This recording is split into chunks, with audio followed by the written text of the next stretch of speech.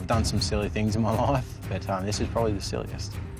Joel Brown is gearing up to take an unimaginable leap of faith. It's the only jump that keeps me awake at night. Scares the daylights out of me. Sleep-deprived, the freestyle motocross rider is throwing caution to the wind. If you're not pushing yourself, you're not living. For this death-defying stunt, it takes two to tango. Yeah, it's crazy. Of course I'm crazy. His partner in crime, stunt pilot Paul Bennett. You know in your mind that we're going out to do something that's pretty insane and you can't take for granted. Airplane plus motorbike plus a huge jump. What could possibly go wrong? It's a jump that you have to commit to 120% at least. If I pull out or if Paul pulls out, you know, it's not an injury, it's death.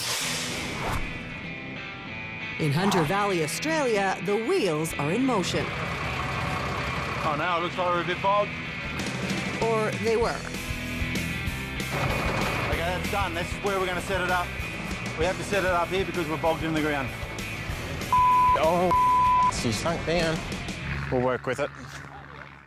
In spite of soggy conditions, Joel's crew is ramping into action.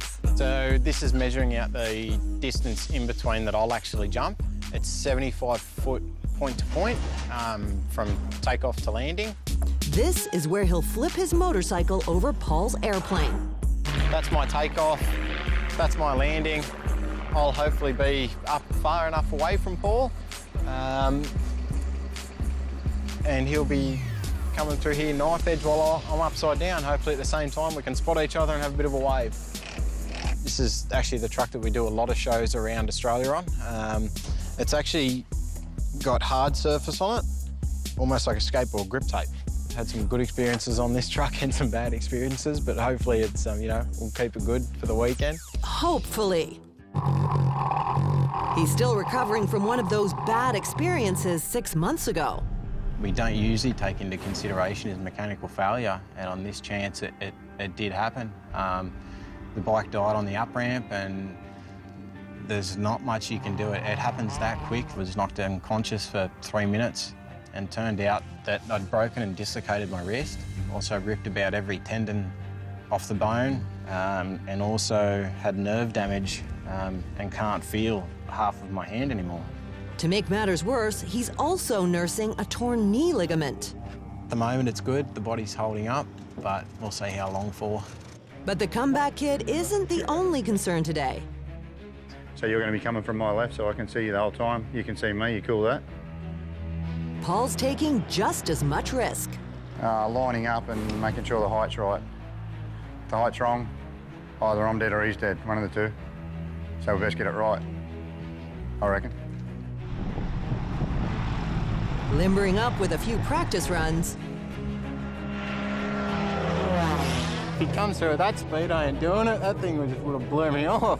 He has to fly dangerously low in order for Joel to safely clear what is essentially a giant speeding bullet. I'd have to say there's a good 2 metres between us. I'd like 2 metres at the minimum. Yeah, I don't want to go any closer.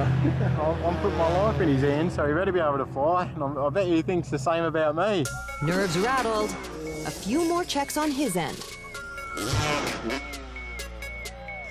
Yeah, the ground's a bit slick, so I can't shorten my run up any. Otherwise I'm going to wheel spin.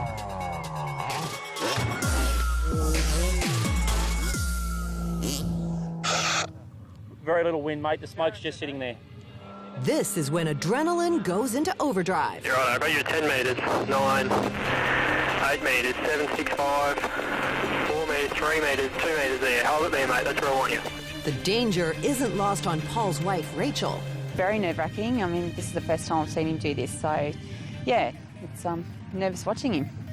It's very important that you get your head to the right zone before you go doing something like this. I mean, the most important thing as you're heading towards a ramp is commitment. If you don't hit that ramp, you're going into a plane. And if Paul pulls out, he's going into you. Righto. Each time it's a close shave, and Joel lives to ride another day. It's an unreal feeling. seeing a plane whiz by underneath you and realise what you've just done. Like, it's a pretty cool feeling.